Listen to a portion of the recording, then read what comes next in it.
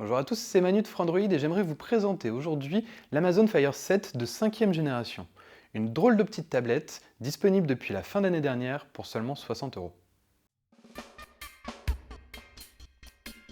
Afin de proposer une tablette à un tarif aussi bas, Amazon a bien évidemment compté chaque centime utilisé pour sa conception. Sans surprise, la Fire 7 2015 est donc loin d'être la plus sexy du marché et elle arbore notamment une coque grossière en plastique de plus de 10 mm d'épaisseur et des bordures d'écran très épaisses qui ont au moins le mérite de laisser de la place pour reposer nos pouces. Grâce à cela et au bord très arrondi de l'appareil, sa prise en main est très agréable, aussi bien à la verticale qu'à l'horizontale. On reprochera en revanche au bouton d'être positionné de telle manière qu'il est facile d'appuyer dessus par inadvertance en vue paysage, notamment pendant une session de jeu où la tension du moment peut pousser à raffermir la poigne. L'écran de cette Fire n'est pas non plus son plus grand atout.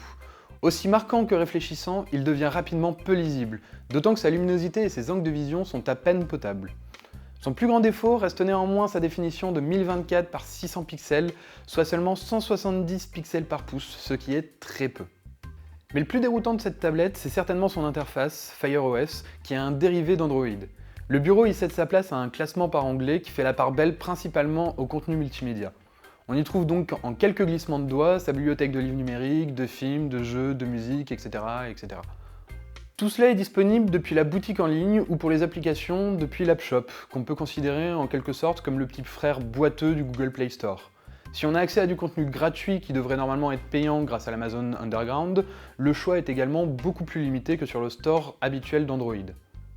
Du coup, on a vite fait le tour de ce qui est disponible et réellement intéressant. En revanche, cette Fire 7 ne souffre pas trop de ses composants pourtant datés, et applications comme jeux semblent assez bien optimisées pour tourner correctement sans que l'expérience en soit désagréable. Même si pour cela, il faut éventuellement faire quelques concessions, comme sur Real Racing 3 par exemple, qui ne revêt pas ici sa plus belle robe. C'est finalement dans les temps de chargement, assez longs en général, que la faible puissance de la tablette se fait ressentir, et cela vaut même pour l'interface quand on navigue dans les menus. L'Amazon Fire 7 2015 n'est certainement pas la meilleure tablette jamais sortie, et cela se ressent aussi bien au niveau matériel que logiciel. Mais pour 60 €, on ferme facilement les yeux sur ses faiblesses, d'autant qu'une partie de ce prix est remboursée par les applications gratuites disponibles sur l'Amazon Underground.